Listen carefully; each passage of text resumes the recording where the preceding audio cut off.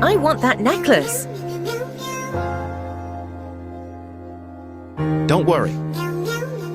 Can I keep that necklace? Sorry, but the first to pay gets it.